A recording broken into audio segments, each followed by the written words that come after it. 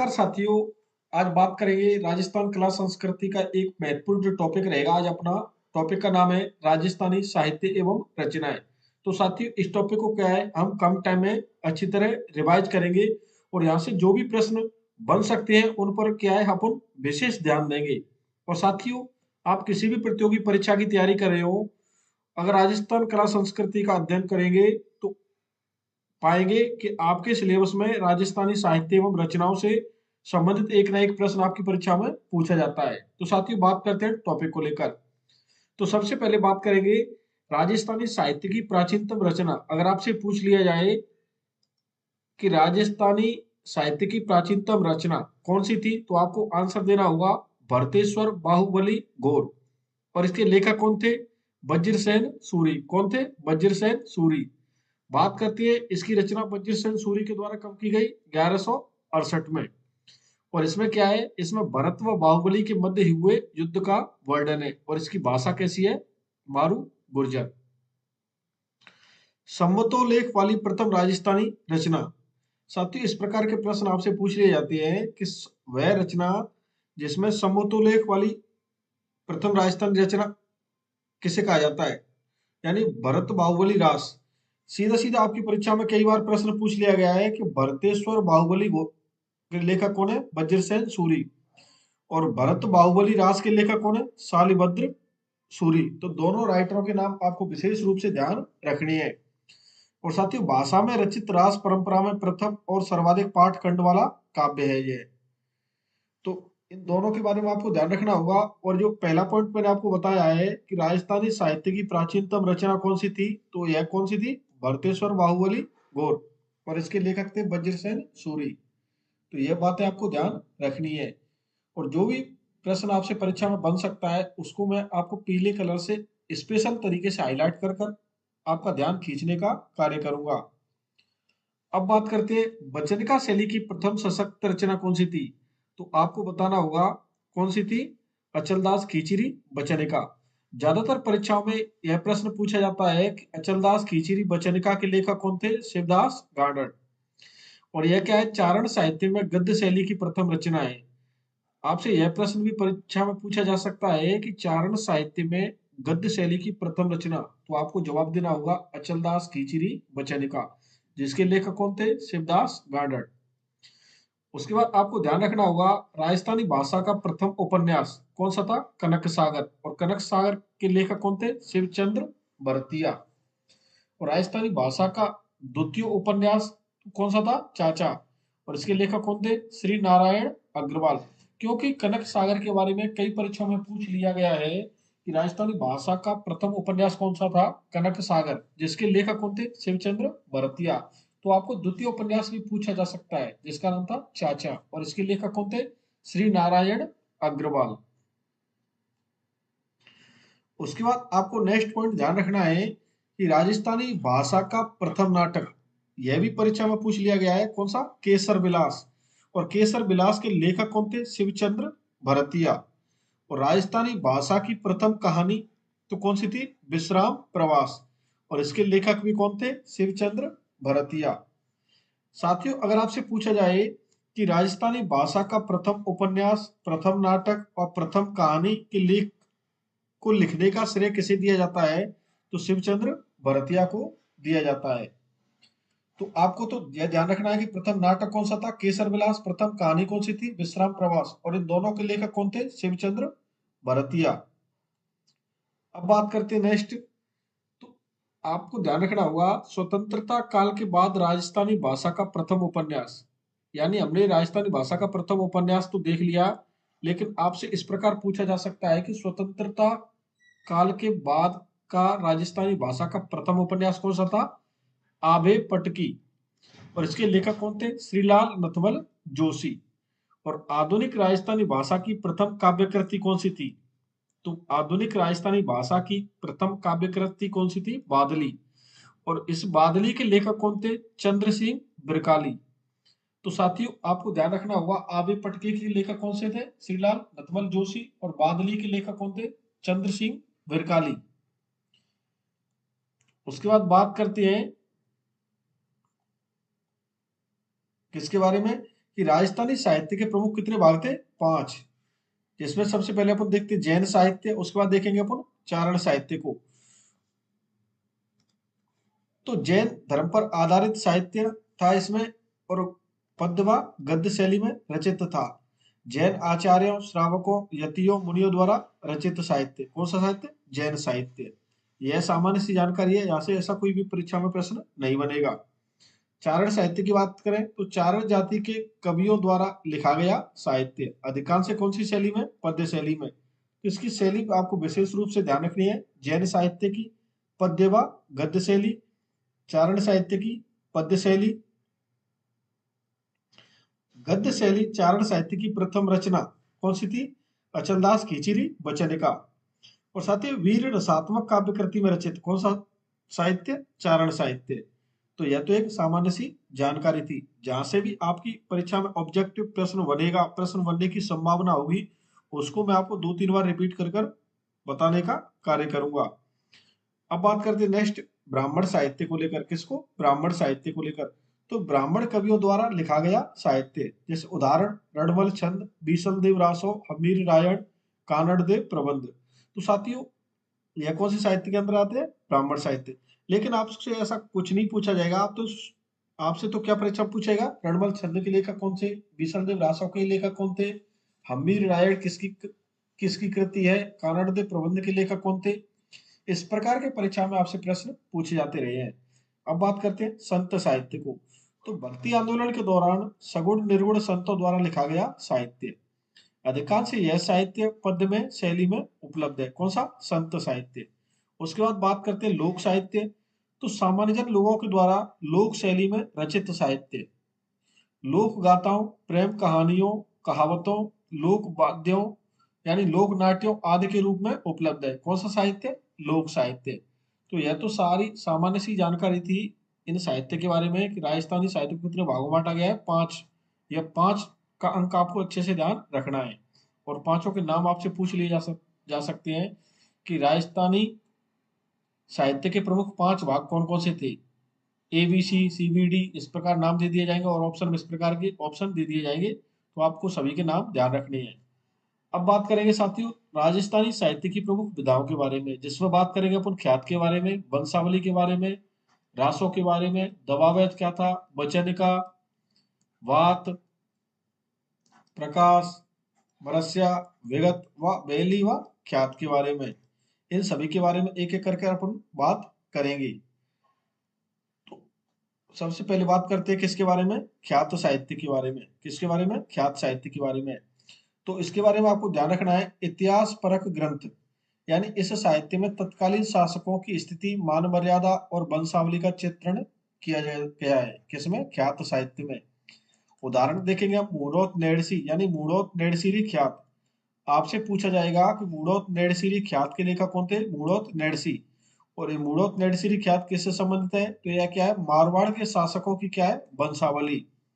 उसके बाद आपको ध्यान रखना होगा दयालदास ख्यात। इसके लेखक कौन थे? दयालदास। और इस दयालदास ख्यात में क्या है? इसमें बीकानेर की राठौड़ वंश के शासकों की क्या है? वंशावली। तो अब आपको पता चल गया ख्यात क्या है।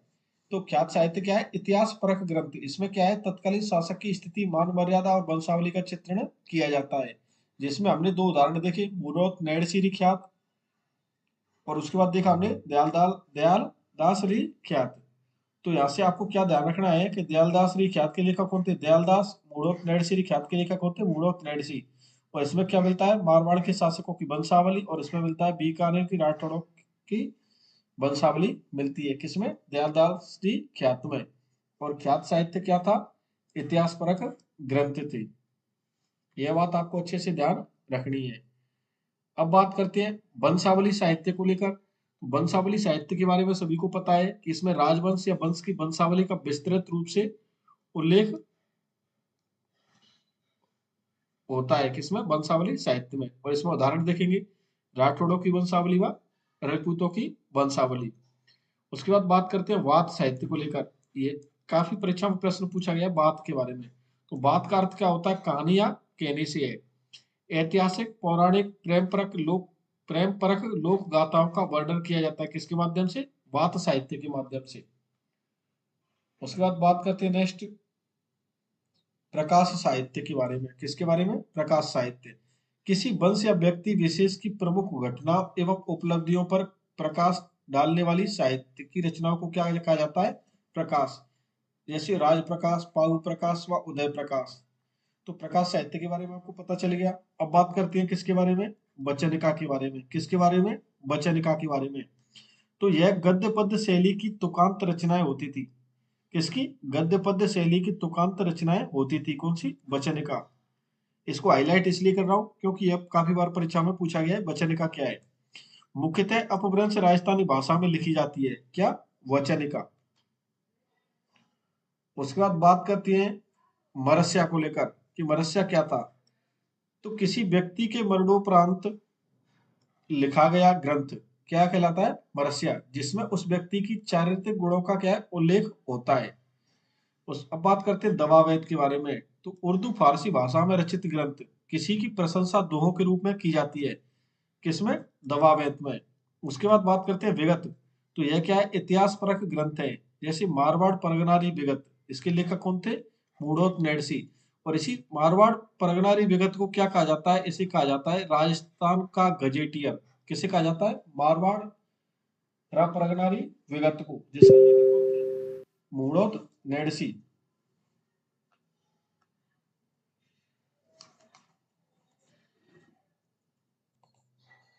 अब बात करते हैं नेक्स्ट। अब देखेंगे हम किसके बारे में? रासो के बारे में। तो किसी शासक की प्रशंसा में लिखा गया काव्य ग्रंथ क्या कहलाता है? रासो। युद्ध अभियानों का इसमें वर्णन होता है, प्रमुख घटनाओं का, उपलब्धियों का, प्रेम कहानी का इसमें क्या है? वर्णन किया जाता है। जैसे उदाहरण देखेंगे पृथ्वीराज रासो, इसके लेखक कौन थे? चंद्र बरदाई। उसके बाद आपसे पूछा जाता है बीसल देव रासो। तो बीसल देव रासो के लेखक कौन थे? नलपति नाल। अब बात करते हैं वेली को लेकर। किसको लेकर? वेली। तो इसमें क्या है? शासकों या सामंतों की वीरता, उदारता और स्वामी भक्ति व प्रेम भावना आदि का उल्लेख किया जाता है। जैसे उदाहरण देखेंगे वेली कृष्ण रुक्मणी ख्यात, इसके लेखक कौन थे? पृथ्वीराज राठौड़। तो पृथ्वीराज रासो के लेखक कौन थे? चंद्रबरदाई, बीसल देव रासो, नरपत नाल, बेरी कृष्ण रुक्मणी ख्यात, पृथ्वीराज राठौड़। ये तीनों जो मैंने आपको हाईलाइट कर रखे हैं, तीनों पॉइंट आपको ध्यान रखने हैं, आपकी परीक्षा में कई बार पूछे गए हैं। तो साथियों बात करते हैं नेक्स्ट राजस्थानी साहित्य का काल विभाजन एवं प्रमुख काव्य कृतियां। बात करते हैं राजस्थानी साहित्य का प्राचीन काल, जिसे वीरगाथा काल कहती है, इसे आदिकाल भी कहती है। और यह कब से कब तक था? 8वीं से 15वीं सदी तक। राजस्थानी साहित्य का मध्यकाल, जिसे साहित्य एवं साहित्यकारों का काल कहा जाता है, यह 15वीं सदी से 19वीं सदी तक था। और राजस्थानी साहित्य का आधुनिक काल या इतिहास एवं इतिहासकारों का काल, यह कब से कब तक? 19वीं सदी से वर्तमान तक। अब बात करते हैं सबसे पहले राजस्थानी साहित्य का प्राचीन काल यानी आदिकाल या वीरगाथा काल के बारे में, जिसका समय कब से कब तक था? 8वीं सदी से 15वीं सदी तक। इसमें कौन कौन सी कृतियों की रचना की गई और कौन कौन से यहाँ से महत्वपूर्ण प्रश्न बन सकते हैं। तो सबसे पहले बात करते हैं नेमिनाथ बारहमासा। इसके लेखक कौन थे? कवि पालड़। और इस नेमिनाथ बारहमासा की भाषा कौन सी थी? मारू गुर्जर भाषा। यह पॉइंट आपको विशेष रूप से ध्यान रखनी है। इस भाषा में रचित प्रमुख बारहमासा ग्रंथ कौन सा? नेमिनाथ बारहमासा। साथियों जैन धर्म के 22वें तीर्थंकर हुए थे। कौन से? भगवान नेमिनाथ का वर्णन इस ग्रंथ में किया गया है। किसमें? नेमिनाथ बारहमासा में। तो आपको ध्यान रखना होगा नेमिनाथ बारहमासा किससे संबंधित है? 22वें तीर्थंकर नेमिनाथ जी से। और इसके लेखक कौन थे? कवि पालड़ जी। किसके? नेमिनाथ बारहमासा के। और इसकी भाषा कौन सी थी? मारू गुर्जर भाषा। उसके बाद आपको नेक्स्ट पॉइंट ध्यान रखना होगा पृथ्वीराज रासो। इसके लेखक कौन थे? चंद्रबरदाई। साथियों इस चंद्रबरदाई का कई बार मूल नाम पूछ लिया जाता है। तो इस चंद्रबरदाई का मूल नाम था पृथ्वी भट्ट। कौन सा मूल नाम था इसका? पृथ्वी भट्ट। और इस चंद्रबरदाई के बारे में आपको एक बात और ध्यान रखनी है कि यह अजमेर के चौहान शासक पृथ्वीराज चौहान तृतीय के क्या थे? मित्र एवं दरबारी कवि थे। यानी अजमेर का एक चौहान शासक था पृथ्वीराज चौहान तृतीय, और इसके मित्र व दरबारी कवि कौन थे? चंद्र बरदाई। यह बात आपको विशेष रूप से ध्यान रखनी है। और आपको ध्यान रखना है कि पृथ्वीराज रासो की भाषा कौन सी थी, तो इसकी भाषा थी पिंगल। और इस पृथ्वीराज रासो में क्या है, पृथ्वीराज चौहान तृतीय के क्या युद्धों व चरित्र का वर्णन मिलता है, वह पृथ्वीराज चौहान तृतीय व संयोगिता की प्रेम गाथा का वर्णन है इसमें, किसमें, पृथ्वीराज रासो में। और इसी ग्रंथ के अनुसार पृथ्वीराज चौहान तृतीय ने मोहम्मद गौरी को गजनी में शब्द भेदी बाण से मारा। यानी गौरी को गजनी में शब्द वेदी बाण से मारा किसने, पृथ्वीराज चौहान तृतीय ने। ऐसा उल्लेख कहां पर मिलता है, पृथ्वीराज रासो में। चंद्रप्रदाय एवं पृथ्वीराज चौहान तृतीय का जन्म एवं मृत्यु एक ही दिन हुए, यानी जन्म मरण दोनों का एक ही दिन हुए। यह बात भी आपको विशेष रूप से ध्यान रखनी है। तो साथियों, यहाँ से कौन कौन से प्रश्न बन सकते हैं कि पृथ्वीराज रासो के लेखक कौन थे, चंद्रप्रदाय। और चंद्रप्रदाय का मूल नाम क्या था, पृथ्वीराज भट्ट। और अजमेर के चौहान शासक थे पृथ्वीराज चौहान तृतीय। इसके मित्र एवं दरबारी कवि कौन थे, चंद्रप्रदाय। और इस पृथ्वीराज रासो में क्या दिया गया है, पृथ्वीराज चौहान तृतीय व संयोगिता की प्रेम गाथा का वर्णन दिया गया है। पृथ्वीराज चौहान तृतीय के युद्धों व चरित्र का वर्णन दिया गया है। और ऐसा माना गया है कि पृथ्वीराज चौहान तृतीय ने गौरी को गजनी में शब्द भेदी बाण से मार गिराया। ऐसा उल्लेख कहां पर मिलता है, पृथ्वीराज चौहान रासो में। अब बात करते हैं किसके बारे में, पृथ्वीराज विजय के बारे में। किसके बारे में, पृथ्वीराज विजय। तो पृथ्वीराज विजय के लेखक कौन थे, जयानक। और इसकी भाषा कौन सी थी, संस्कृत। और यह जयानक कौन थे, पृथ्वीराज चौहान तृतीय के दरबार में रहते थे। कौन, जयानक। और बात करें पृथ्वीराज विजय के बारे में, तो इसमें किस किस का उल्लेख है, इसमें पृथ्वीराज चौहान तृतीय की सैनिक विजयों, उपलब्धियों तथा प्रमुख घटनाओं का उल्लेख मिलता है। और इस ग्रंथ में क्या है, अजमेर का सचित्र वर्णन मिलता है, किसमें, पृथ्वीराज विजय में। अब बात करते हैं बीसलदेव रासो के बारे में। किसके बारे में, बीसलदेव रासो के बारे में। तो बीसलदेव रासो के लेखक कौन थे, नरपत नाल। कौन थे, नरपत नाल। और इस बीसलदेव रासो की भाषा क्या थी, गोडवाड़ी भाषा। इसमें क्या है, अजमेर के चौहान शासक हुए थे बीसलदेव चौहान, जिसे हम विग्रहराज चतुर्थ के नाम से भी जाना जाता है। और इनके सैनिक अभियानों, उपलब्धियों तथा प्रमुख घटनाओं का उल्लेख मिलता है, किसमें, बीसलदेव रासो में। और इसी बीसलदेव रासो में क्या है, बीसलदेव चौहान एवं राजमती की प्रेम कहानी का वर्णन मिलता है। यानी इनकी लव स्टोरी का वर्णन भी कहां पर मिलता है, बीसलदेव रासो में। तो इसके लेखक कौन थे और इसमें किस किस चीज का उल्लेख मिलता है, यह बात आपको विशेष रूप से ध्यान रखनी होगी। अब बात करते हैं रणबल छंद के बारे में। कई बार परीक्षा में पूछा गया है कि रणबल छंद के लेखक कौन थे, तो श्रीधर व्यास। कौन, श्रीधर व्यास। इसमें कुल कितने छंद हैं, इसमें 70 छंद हैं। यह ईडर के शासक राव रणबल की वीरता, उदारता एवं सैन्य विजयों का उल्लेख मिलता है। और यह ईडर कहां पर था, गुजरात में। यानी ईडर जगह कहां पर थी, गुजरात में। तो इस ईडर के शासक राव रणबल की वीरता, उदारता एवं सैन्य विजयों का उल्लेख मिलता है, किसमें, रणबल छंद में।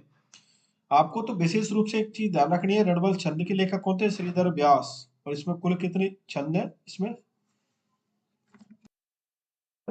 छंद है।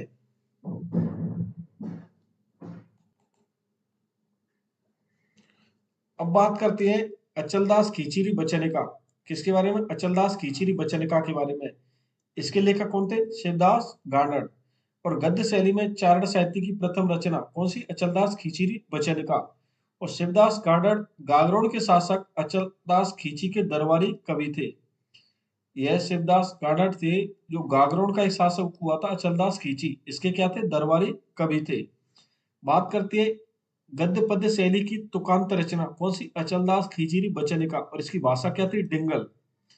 मांडू के सुल्तान होशंग शाह एवं गागरोड़ के शासक अचलदास खींची के मध्य हुए 1423 ईस्वी में युद्ध का प्रत्यक्ष वर्णन मिलता है, किसमें, अचलदास खींचीरी बचनिका में। और इस युद्ध में कौन थे, शिवदास गार्डर उपस्थित थे। और इसी शिवदास गार्डर के द्वारा अचलदास खींचीरी बचनिका नामक ग्रंथ की रचना की गई थी। अब बात करते हैं किसके बारे में, विजयपाल रासो के बारे में। तो विजयपाल रासो के लेखक कौन थे, नल्ल सिंह। और यह नल्ल सिंह कौन थे, करौली के शासक विजयपाल के दरबारी। और इसी विजयपाल के विजय अभियान, उपलब्धि तथा युद्धों का इसमें वर्णन मिलता है। उसके बाद बात करते हैं शिशुपाल वध के बारे में। तो इसके लेखक कौन थे, कवि माघ। और कवि माघ का जन्म कहां पर होता है, भीनमाल जालौर में। और इसी कवि माग को राजस्थान का वाल्मीकि कहा जाता है। किसे कहा जाता है? राजस्थान का वाल्मीकि कवि माग को। इसकी रचना कौन सी थी? शिशुपाल वध। ब्रह्म स्फुट सिद्धांत, इसकी किसका है ये? ब्रह्मगुप्त का। और ब्रह्मगुप्त का जन्म कहां पर होता है? भीनमाल जालोर में। और यह ब्रह्मगुप्त कौन थे? प्रमुख प्रसिद्ध खगोल शास्त्री एवं अंक शास्त्री थे। कौन? ब्रह्मगुप्त। अब बात करते हैं नेक्स्ट। तो अगला आपको ध्यान रखना है हम्बीर महाकाव्य के बारे में, वीर मायड़ के बारे में, व ढोला मारूरा दूल्हा के बारे में। तो हम्बीर महाकाव्य के बारे में आपको ध्यान रखना होगा कि यह जैन मुनि नैनचंद्र सूरि द्वारा रचित है और संस्कृत भाषा में इस ग्रंथ की रचना की गई। और रणथंभौर के चौहान शासकों का इसमें क्या है? उल्लेख मिलता है। किसमें? हम्बीर महाकाव्य में। और इसमें हम्बीर देव चौहान की वीरता का उल्लेख मिलता है। किसमें? हम्बीर महाकाव्य में। बात करते हैं वीर मायड़ के बारे में। तो बादर राणा के द्वारा यह ग्रंथ लिखा गया। वीर मायड़ के लेखक कौन थे? बादर राणव। और राव मल्लीनाथ तथा उनके भतीजे गोगादे यानी राव चूड़ा के प्रमुख युद्धों का इसमें क्या है? उल्लेख मिलता है। बात करते हैं ढोला मारूरा दूरा के बारे में। इसके लेखक कौन थे? कवि कल्लोल। और इसमें क्या है? ढोला एवं मारू की प्रेम कथा व विवाह का इसमें वर्णन मिलता है।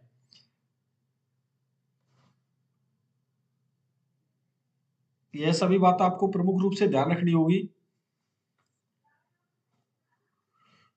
कि अमीर महाकाव्य के लेखक कौन थे, वीर मायड़ के लेखक कौन थे, ढोला मारूड़ा दूल्हा के लेखक कौन थे।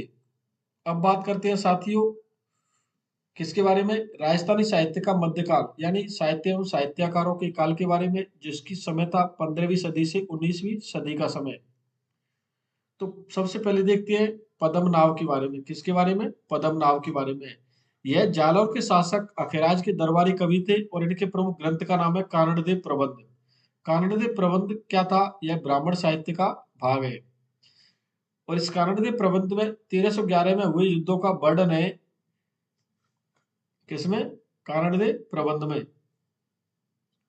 यानी कानड़देव चौहान व बीरमदेव चौहान जो कि जालौर के शासक थे एवं अलाउद्दीन खिलजी जो दिल्ली का सुल्तान था, इनके मध्य युद्ध हुआ ऐसा उल्लेख करता है कानड़देव प्रबंध ग्रंथ। इस कानड़देव प्रबंध ग्रंथ के लेखक कौन थे? पद्मनाभ। अब बात करते हैं एक अगले व्यक्ति के बारे में जिसका नाम था बीटू सूजा। कौन था? बीटू सूजा। राव वीका, राव लूड़कर्ड व राव जैतसी। बीटू सूजा इन तीनों शासकों के समकालीन थे। यानी बीकानेर के शासक थे राव वीका, राव लूड़कर्ड व राव जैतसी। यह तीनों के समकालीन थे। कौन? बीटू सूजा। और बीटू सूजा बीकानेर के शासक राव जैतसी के दरबारी कवि थे। यह बात आपको विशेष रूप से ध्यान रखनी है। और जो परीक्षाओं में प्रश्न पूछा जाता है वह यह पूछा जाता है कि राव जैतसिरो छंद के लेखक कौन थे? बीटू सूजा। और इस ग्रंथ में उल्लेख किसका मिलता है? बाबर के पुत्र कामरान पर राव जैतसी की विजय का उल्लेख मिलता है। यानी बाबर का पुत्र हुआ था कामरान, और इस कामरान पर राव जैतसी की विजय का उल्लेख किस में मिलता है? राव जैतसिरो छंद में। बीकानेर के शासकों का उल्लेख मिलता है किसमें? राव जैतसिरो छंद में। और इसमें राव लुड़कर्ड को इस ग्रंथ में कलयुग का कर्ण कहा गया है। अब आप सभी को यह पता है कि कलयुग का कर्ण किसे कहा जाता है? राव लूड़कर्ण को। लेकिन आपसे अगर यह पूछ लिया जाए कि यह उल्लेख कौन से ग्रंथ में मिलता है, तो आपको जवाब देना होगा राव जैतसिरो छंद में। उसके बाद बात करते हैं नेक्स्ट किसके बारे में? दुर्सा आड़ा के बारे में। यह पहले अकबर के दरबारी कवि थे। कालांतर में यह सिरोही के शासक सुरताड़ देवड़ा के दरबार में रहने लगे। और इन्होंने क्या है? अकबर से स्वतंत्रता की लड़ाई लड़ने वाले इन तीन शासकों की वीरता का खूब उल्लेख किया है। कौन? सुरताड़ देवदा सिरोही, महाराणा प्रताप मेवाड़, राव चंद्रसेन मारवाड़। सबसे प्रमुख क्या होता है इनके ग्रंथ? आपसे कई बार पूछ लिया था कृतार बामनी के बारे में, विरुद्ध छत हरि के बारे में, गज सिंह धोत्री के बारे में। इनके लेखक कौन थे? दुर्सा आडा। अब बात करते हैं नेक्स्ट। आपको ध्यान रखना है कि दुर्सा कवि दुर्सा आडा की पीतल की प्रतिमा कहां पर बनी हुई है? अचलगढ़ दुर्ग सुरोही में। तो अचलगढ़ दुर्ग कहां पर है? सुरोही में। यहाँ पर क्या बनी हुई है? कवि दुर्सा आडा की पीतल की प्रतिमा। तो साथियों वेली कृष्ण रुक्मणी ख्यात, इसके लेखक कौन थे? पृथ्वीराज राठौड़। और इस ग्रंथ को क्या है, कवि दुर्सा आडा ने क्या कहा है? पांचवा वेद व 19वां पुराण कहा है। यानी आपसे प्रश्न पूछ लिया जाएगा कि कवि दुर्सा आडा ने पांचवा वेद व 19वां पुराण किसे कहा है? तो बेली कृष्ण रुक्मणी ख्यात को, जिसके मूल लेखक कौन थे? पृथ्वीराज राठौड़। यह बात आपको विशेष रूप से ध्यान रखनी होगी। अब बात करते हैं नेक्स्ट,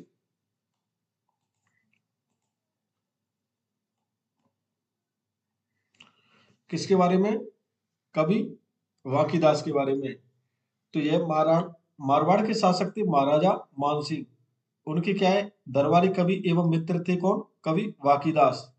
और इनका जन्म होता है वाडियावास बाड़मेर यानी पचमद्रा बाड़मेर में।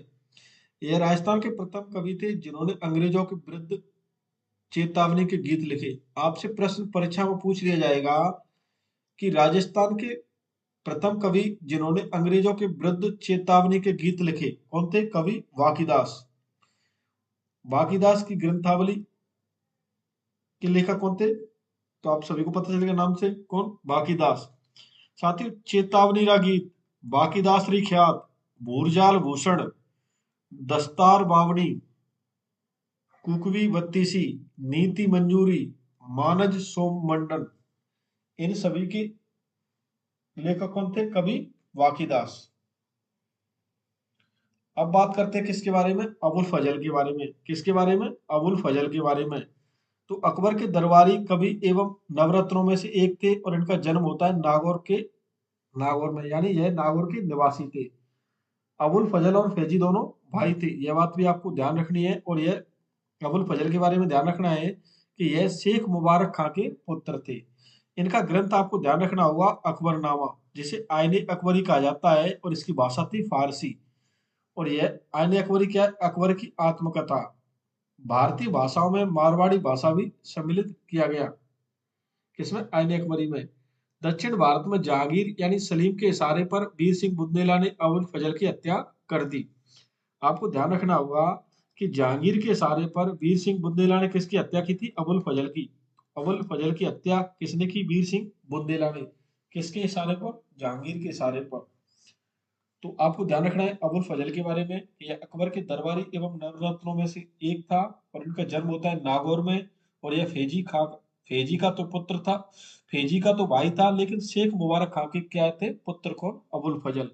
और इन्होंने आईने अकबरिया अकबरनामा नामक ग्रंथ लिखा और इसकी वीर सिंह बुंदेला के द्वारा इसकी क्या कर दी गई? हत्या कर दी जाती है।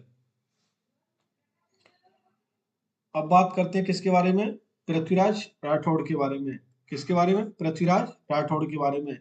तो यह बीकानेर के एक शासक हुए थे, राव कल्याणमल। और इनके पुत्र तथा महाराजा राय सिंह के यह कौन थे? भाई। यह मुगल दरबार में अकबर के दरबारी कवि बनकर रहे। कौन? पृथ्वीराज राठौड़। और इन्हें किस नाम से जाना जाता है? यह पीतल के नाम से कविताएं लिखते थे। किसके नाम से? पीतल के नाम से। और पाथल के नाम से किसे जाना जाता है? महाराणा प्रताप को। अगर आपसे पूछ लिया जाए कि पीतल और पाथल के लेखक कौन थे? कन्हैयालाल सेठिया।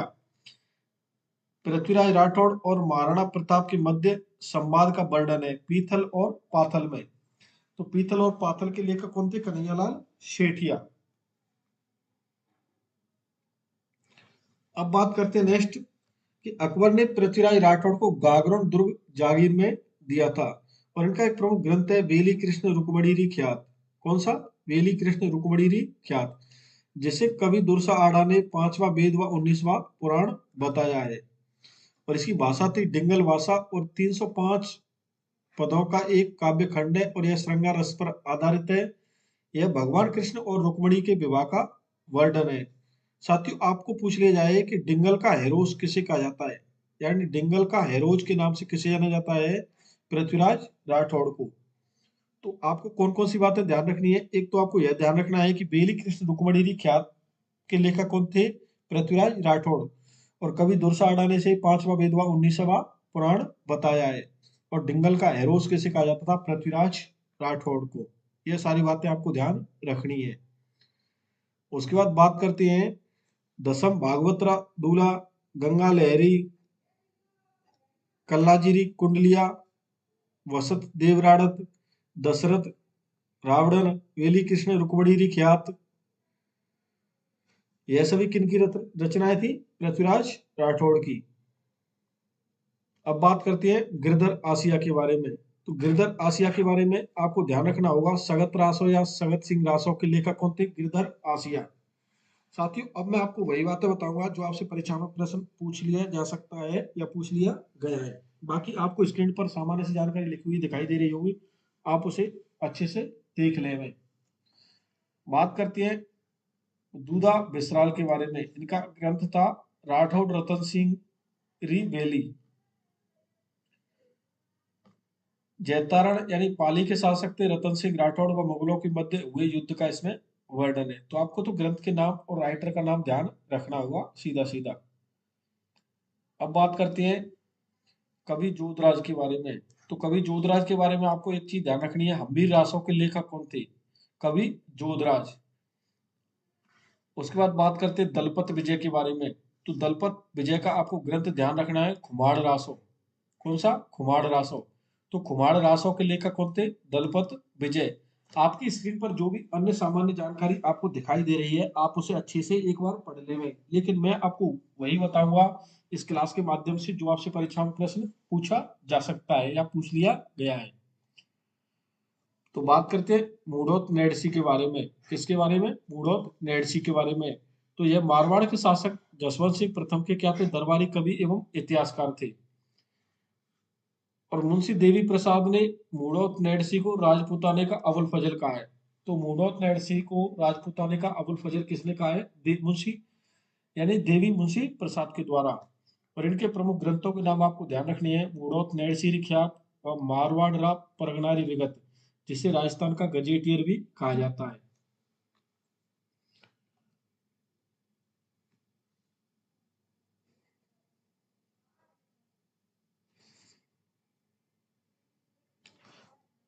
तो मूढ़ोत नेडसी ने की मृत्यु कैसे हुई? आत्महत्या करने के कारण हुई। यह बात भी आपको अच्छे से ध्यान रखनी है। अब आपको ध्यान रखना है किसके बारे में? कवि वृंद के बारे में। आपको इनके प्रमुख ग्रंथ ध्यान रखने होंगे, ग्रंथ सतसई, यमक सतसई, श्रृंगार शिक्षा, सत्य स्वरूप, भाव पंचाशिका। इन सभी के लेखक कौन थे? कवि वृंद।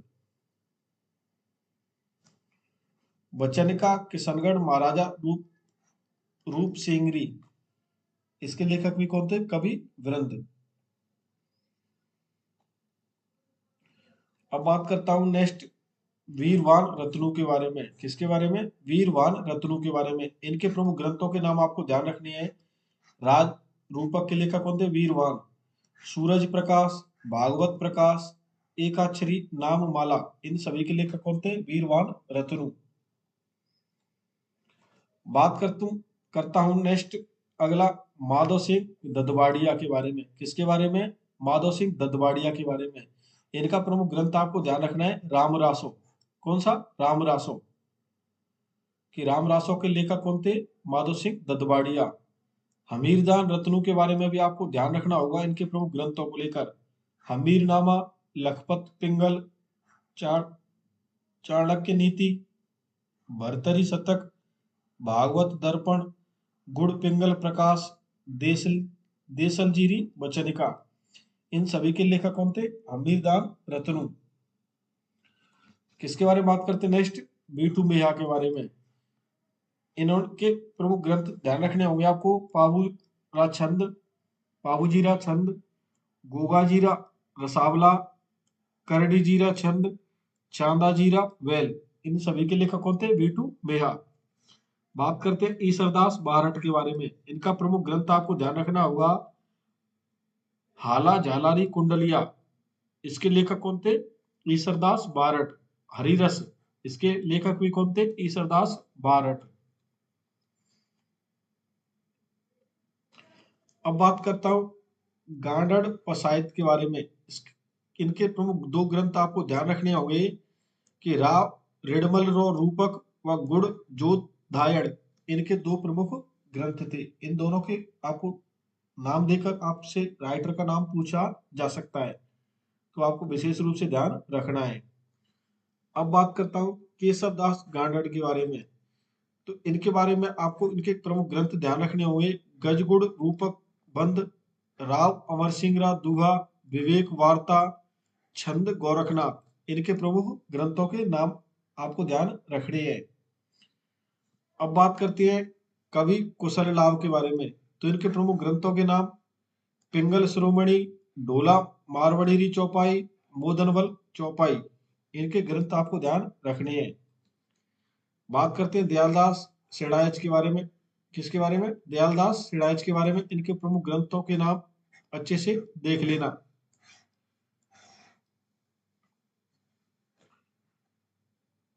अब बात करते हैं महाराणा कुंभा को लेकर। किसको लेकर? महाराणा कुंभा को लेकर। तो इनके बारे में आप सभी को पता है कि इनके संगीत गुरु का नाम क्या था? सारंग व्यास। काव्य गुरु का नाम क्या था? कान व्यास। और चित्रकला के गुरु का क्या नाम था? जैनाचार्य। जैनाचार्य थे हीरानंद। और इन्होंने क्या है, संगीत शास्त्र पर निम्न ग्रंथ लिखे: संगीत राज, संगीत मीमांसा, संगीत रत्नाकर, सूड प्रबंध। यानी संगीत राज, संगीत मीमांसा, संगीत रत्नाकर, सूड प्रबंध, इन सभी के लेखक कौन थे? महाराणा कुंभा। और आपको ध्यान रखना होगा कि संगीत राज को 5 भागों में विभक्त किया गया है: पाठ्य रत्न कोश, नृत्य रत्न कोश, गीत रत्न कोश, वाद्य रत्न कोश व रस रत्न कोश। और इन 5 भागों को क्या कहा गया है? रत्नकोश कहा जाता है। तो आप सभी को पता चल गया कि महाराणा कुंभा के कौन कौन से ग्रंथ थे: संगीत राज, संगीत मीमांसा, संगीत रत्नाकर, सूड प्रबंध। और संगीत राज को 5 भागों में विभाजित किया गया है: पाठ्य रत्न कोश, नृत्य रत्न कोश, गीत रत्न कोश, वाग रत्न कोश, रस रत्न कोश। और हम देख चुके हैं संगीत गुरु का नाम, काव्य गुरु का नाम व चित्रकला के गुरु का नाम। ये सभी प्रश्न पूछे गए हैं, आपको विशेष रूप से ध्यान रखने हैं। अब बात करते हैं नेक्स्ट प्रश्न के बारे में। तो महाराणा कुंभा की टीकाएं भी आपको ध्यान रखनी है: जयदेव की गीत गोविंद पर रसिक प्रिया की टीका, चंडी शतक पर टीका। और एक अन्य ग्रंथ का नाम भी आपको ध्यान रखना है: काम राज रतिसार। और प्रसिद्ध शिल्पी कौन था इनका? महाराणा कुंभा का मंडन। यह बात भी आपको अच्छे से ध्यान रखनी है। अब बात करते हैं मंडन को लेकर। तो मंडन को लेकर भी कई बार पूछा गया है। तो ये कौन थे? कुंभा के प्रसिद्ध शिल्पी थे। और कुंभलगढ़ दुर्ग के शिल्पी व वास्तुकार थे कौन? मंडन। और मंडन के भाई का नाम था नापा और इसके पुत्र का नाम था गोविंद। यह भी कौन थे? शिल्पी। अब बात करते हैं मंडन के प्रमुख ग्रंथों को लेकर। तो राजवल्लभ मंडन, वेद मंडन, सगुन मंडन, रूप मंडन, कोदंड मंडन, वास्तुसार मंडन, वास्तुसार मंडन, वास्तुमंडन व वास्तुसार मंडन व प्रसाद मंडन, यह क्या मंडन के ग्रंथ थे। और यह कौन सा ग्रंथ, कौन सी, किस पर आधारित था? तो यह शिल्प शास्त्र पर आधारित था। वैद्य, आप समझ गए, आयुर्वेद, सगुन यानी ज्योतिष, रूप यानी मूर्तिकला, कौदंड यानी धनुष, और वास्तु यानी वास्तुकला पर, वास्तुसार यानी भवन महल दुर्ग आदि निर्माण कला पर आधारित थे। और प्रसाद यानी मंदिर, तो मंदिर निर्माण पर 8 भागों में विभक्त था। कौन सा? प्रसाद मंडल। तो मंडन के सभी प्रमुख ग्रंथों के नाम आपको विशेष रूप से ध्यान रखने हैं। अब बात करते हैं कान व्यास के बारे में। किसके बारे में? कान व्यास। यह कुंभा के दरबार में क्या है, रहते थे। और इनका एक प्रमुख ग्रंथ है जो काफी परीक्षा में पूछा जाता है कि एकलिंग महात्म्य के ग्रंथ के लेखक कौन थे? कान व्यास। साथियों इसके क्या है, 2 भाग थे। यानी इस ग्रंथ के 2 भाग हैं। इसके एक भाग की रचना किसने की? कुंभा के द्वारा। अतः इस ग्रंथ का लेखक महाराणा कुंभा को भी माना जाता है। तो एकलिंग महात्म्य की एक पार्ट की रचना की थी कान व्यास के द्वारा, एक पार्ट की रचना की थी महाराणा कुंभा के द्वारा। दोनों ऑप्शन में कभी नहीं आएंगे, इनमें से एक का नाम दिया जाएगा। एकलिंग महात्म्य के लेखक कान व्यास या महाराणा कुंभा। और दोनों पूछ दिए जाए तो दोनों ही इसके क्या थे? लेखक थे। अब बात करते हैं किसके बारे में? महाराजा जसवंत सिंह प्रथम के बारे में। किसके बारे में? महाराजा जसवंत सिंह प्रथम के बारे में। तो इनके भी प्रमुख ग्रंथों के नाम आपको ध्यान रखने होंगे: भाषा भूषण, आनंद विलास, अनुभव प्रकाश, सिद्धांत बोध, चंद्र प्रबोध, सिद्धांत सार व नायिका भेद। इनके क्या थे? महाराजा जसवंत सिंह प्रथम के प्रमुख ग्रंथ थे। साथियों आपको प्रमुख ग्रंथों के नाम विशेष रूप से ध्यान रखने हैं। बात करते हैं महाराजा अजीत सिंह के बारे में। किसके बारे में? महाराजा अजीत सिंह के बारे में। तो इनके बारे में, इनके प्रमुख ग्रंथों को लेकर कई बार परीक्षा में प्रश्न पूछा गया है, तो आपको ध्यान रखना होगा।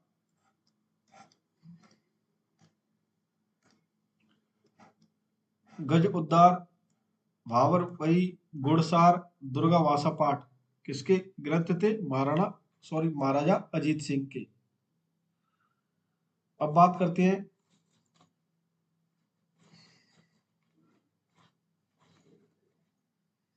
किसके बारे में? महाराजा सावंत सिंह, जिसे किस नाम से जानते हैं? नागरीदास के नाम से। यह कहाँ के शासक थे? किशनगढ़ के।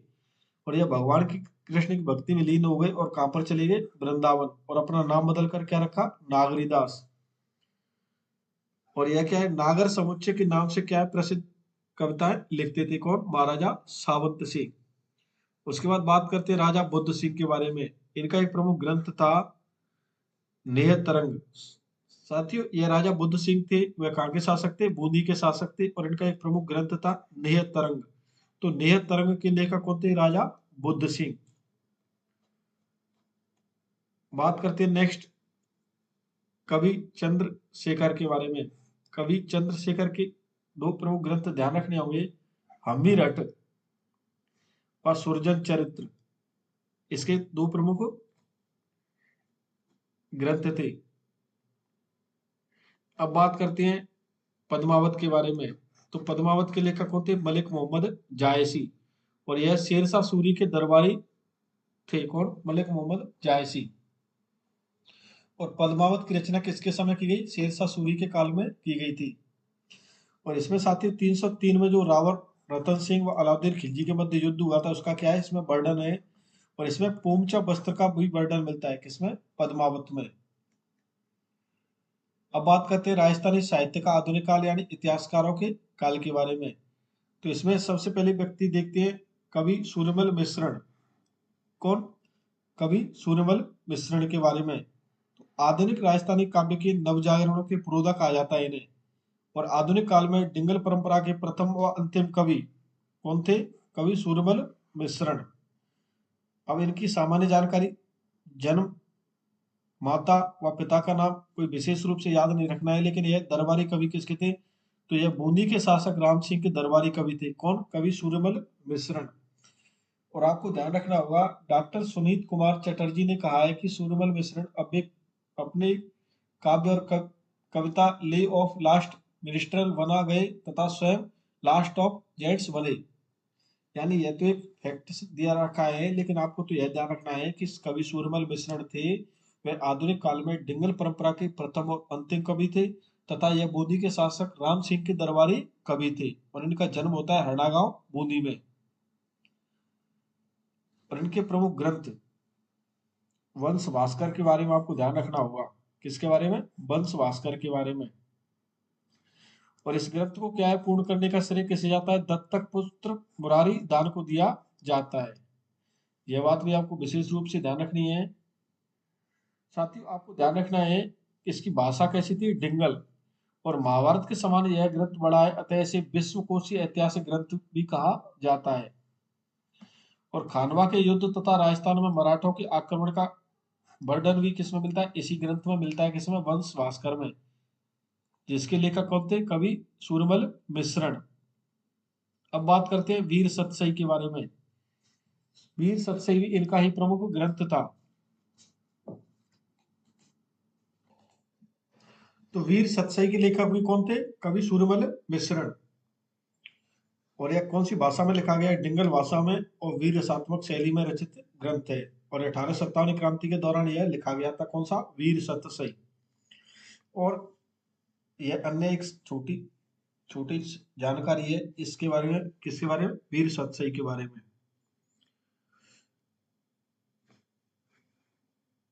रामर जाट, बलवंत विलास के लेखक कौन थे?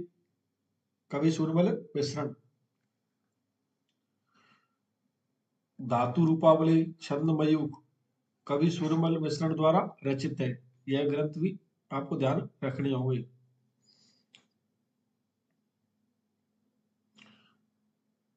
अब आपको ध्यान रखना है कि डॉक्टर गौरी शंकर हीराचंद ओझा के बारे में। साथियों, इनके बारे में आपको ध्यान रखना है। इसे राजस्थान का ग्रीवन कहा जाता है। इसे क्या कहा जाता है? राजस्थान का ग्रीवन कहा जाता है। और इन्हें राजस्थान का प्रथम पूर्ण इतिहासकार भी कहा जाता है। राजस्थान का प्रथम पूर्ण इतिहासकार किसे कहा जाता है? डॉक्टर गौरीशंकर हीराचंद ओझा को, यानी जीएच ओझा को। यह सामान्य सी जानकारी है डॉक्टर गौरीशंकर हीराचंद ओझा के बारे में, जो कि आज तक तो किसी परीक्षा में पूछी नहीं गई है, फिर भी आप इसे देख सकते हैं। अब बात करते हैं इनके ग्रंथों के बारे में।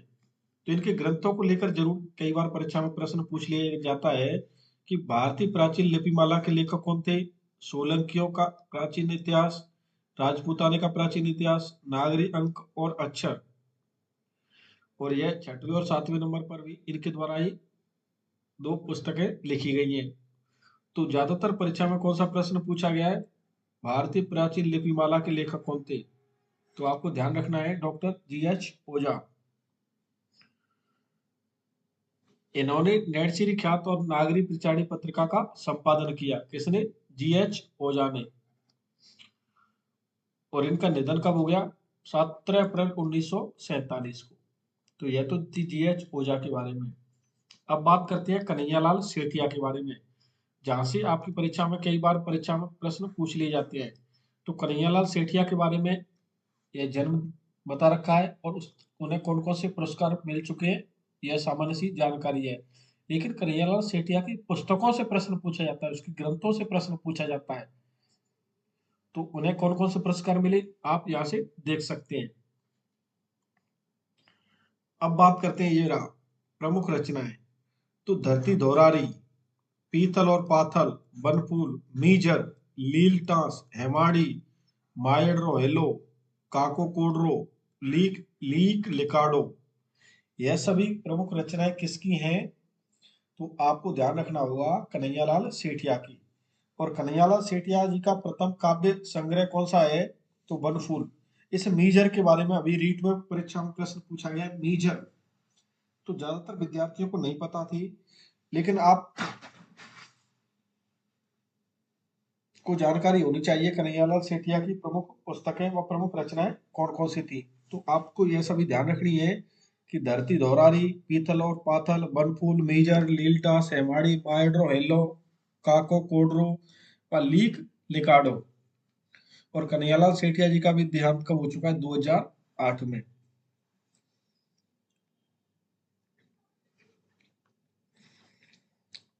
अब बात करते हैं विजयदान देथा के बारे में।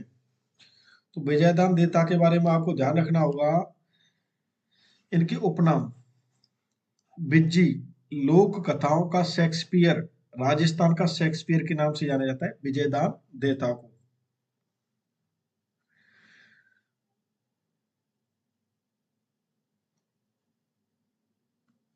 रूपायन संस्थान जो कि कहाँ पर स्थित है? बोरुंदा, जोधपुर में। यह राजस्थानी लोक कलाओं के संरक्षण हेतु कार्यरत इस संस्था के कोमल कोठारी के बिज्जी सह संस्थापक रहे। यानी रूपायन संस्थान की, जो कि बोरंदा जोधपुर में स्थित है, इसकी स्थापना किसके द्वारा की गई? कोमल कोठारी के द्वारा। और इसके सह संस्थापक कौन थे? बिज्जी यानी विजयदान देथा। और इनका जन्म भी कहाँ पर होता है? बोरुंदा, जोधपुर में ही। और इनका देहांत हो गया है 10 नवंबर 2013 को। आपको ध्यान रखना है ऊषा, यह 1946 में बिज्जी द्वारा प्रकाशित काव्य है। तो एक तो यह ध्यान रखना है ऊषा, और दूसरा रखना है बातारी फुलवारी। और बातारी फुलवारी के बारे में सभी को पता है कि लेखक कौन थे? विजयदान देता। लेकिन आपको यह नहीं पता होगा कि यह 14 खंडों में संग्रहित है।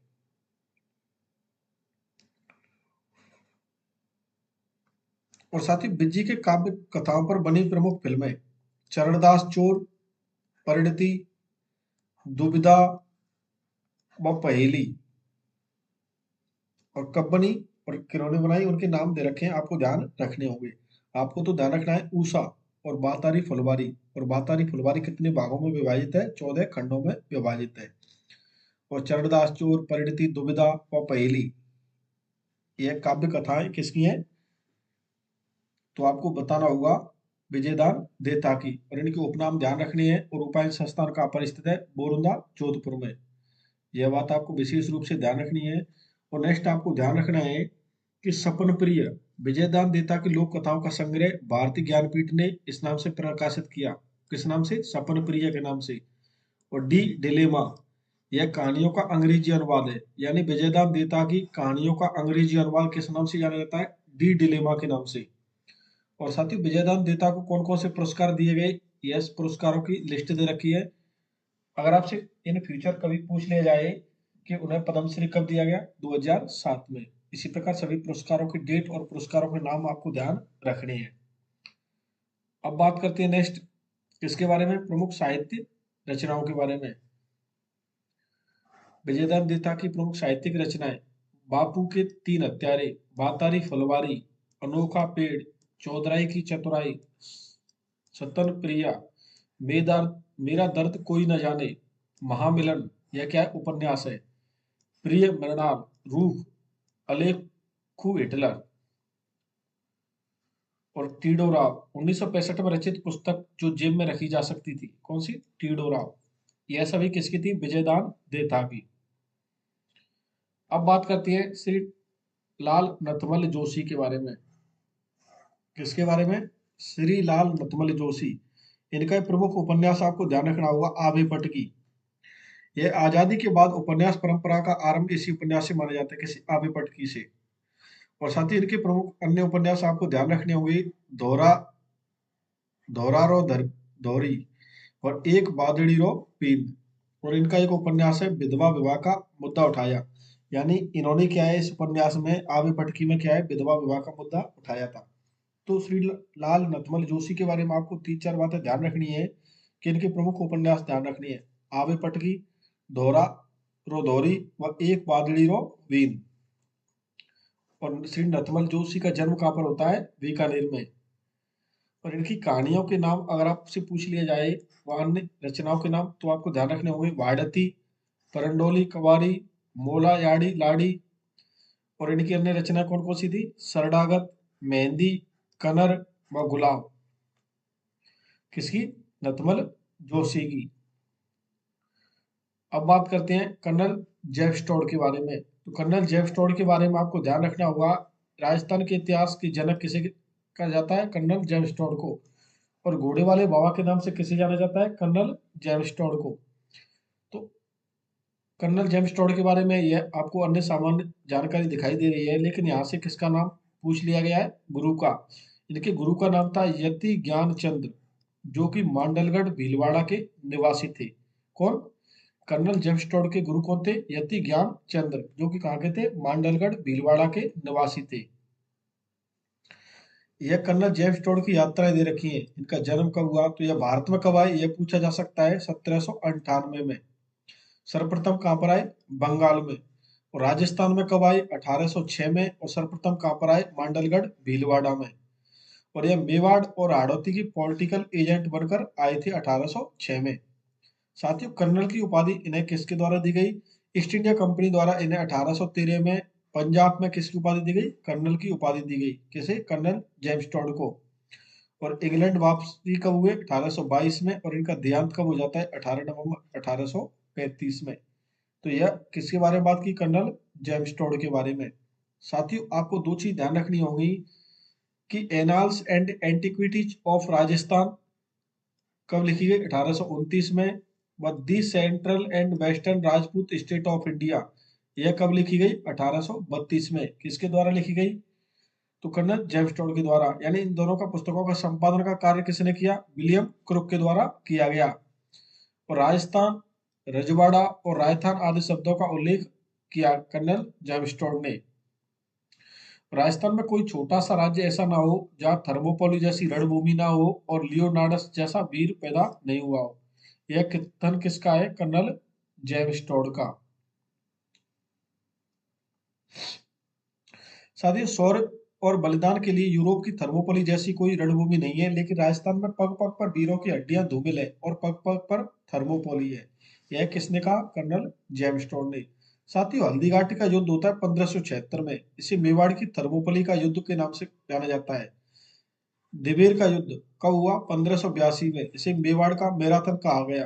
किसके द्वारा? कर्नल जेम्स टॉड के द्वारा। और भामाशाह को मेवाड़ का कर्ण कहा। और वीर दुर्गादास राठौड़ को राठौड़ों का यूलिसेस कहा। किसने? कर्नल जेम्स टोड ने। आप शहरिया जनजाति के लोगों को एक रोटी खिला दीजिए, वे आपको जीवन भर याद रखेंगे। यह कथन किसने कहा था? कर्नल जेम्स टोड ने। अब आपको ध्यान रखनी होगी कि कर्नल जेम्स टोड प्रथम इतिहासकार थे जिन्होंने राजस्थान की सामंती व्यवस्था के बारे में लिखा। कौन? Colonel James Tod. पश्चिमी भारत की यात्रा की 1839 में, और इस पुस्तक का संपादन यानी पश्चिमी भारत की यात्रा, यह पुस्तक भी किसने लिखी? कर्नल जेम्स टोड ने 1839 में। और इसका संपादन का कार्य किया गया था क्लेट वर्क के द्वारा। और राजस्थान में अंग्रेजों द्वारा निर्मित एकमात्र दुर्ग कौन सा? टोडगढ़ दुर्ग। टोडगढ़ दुर्ग कहाँ पर स्थित है? वोरासवाड़ा में, और वोडासवाड़ा यानी टोडगढ़ ब्यावर में। और भीमगढ़ दुर्ग कहाँ पर है? ब्यावर में। तो साथियों, कर्नल जेम्स टोड ने मेवाड़ के महाराणा भीमसिंह से आर्थिक सहायता लेकर दो दुर्गों का निर्माण करवाया। आपको क्या ध्यान रखना है कि कर्नल जेम्स टोड ने मेवाड़ के महाराणा भीमसिंह से आर्थिक सहायता लेकर दो दुर्गों का निर्माण करवाया। उन दो दुर्गों के नाम बताइए। तो टोडगढ़ दुर्ग, जो कि बोरासवाड़ा का दुर्ग के नाम से भी जाना जाता है, और यह बोरासवाड़ा गांव में स्थित है, जो कि कहाँ पर पड़ता है? टोडगढ़ ब्यावर में। और भीमगढ़ दुर्ग कहाँ पर है? ब्यावर में। अब नेक्स्ट बात करते हैं किसके बारे में? विश्वेश्वर नाथ रेव के बारे में। यह जोधपुर के निवासी थे, और इनके प्रमुख ग्रंथों के नाम आपको ध्यान रखने हैं। मारवाड़ राज्य का इतिहास, प्राचीन भारत के राजवंश, राजा भोज और राष्ट्रकूटों का इतिहास, इसके प्रमुख ग्रंथ थे। किसके? विश्वेश्वर नाथ रेव के। उसके बाद रेवत दान चारण के बारे में बात करें तो यह जोधपुर के मथानिया गांव में इनका क्या है? जन्म होता है। और इनके प्रमुख ग्रंथ धरतीरा गीत, उछालो, चेत मानखा, यह किसके ग्रंथ थे? रेवतदान चारण के। तो साथी, आज की इस क्लास में हमने किसके बारे में बात की? राजस्थानी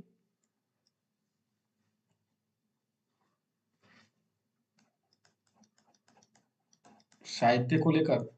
और साहित्य में मैंने पूरा कंप्लीट आपको काफी सारी साहित्यिक रचनाओं के नाम बताए हैं, काफी राइटरों के बारे में जानकारी दी है। और उम्मीद करता हूँ किसी भी प्रतियोगी परीक्षा की तैयारी कर रहे हो, आपकी परीक्षा में जो भी प्रश्न पूछा जाएगा वह हमारी इस 57-58 मिनट की क्लास से प्रश्न आपको परीक्षा में देखने को मिल जाएगा। तो साथियों, मैंने आपको लास्ट 30-35 मिनट में तो उन्हीं बातों के बारे में चर्चा की है जो आपसे किसी न किसी परीक्षा में पूछी गई है या पूछी जा सकती है।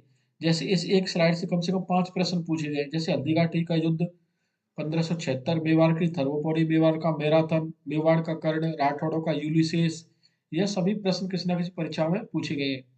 तो साथियों, मिलते हैं नेक्स्ट क्लास में नेक्स्ट चैप्टर के साथ। तब तक के लिए धन्यवाद। क्लास अच्छी लगी हो तो आप अन्य साथियों के साथ शेयर करें।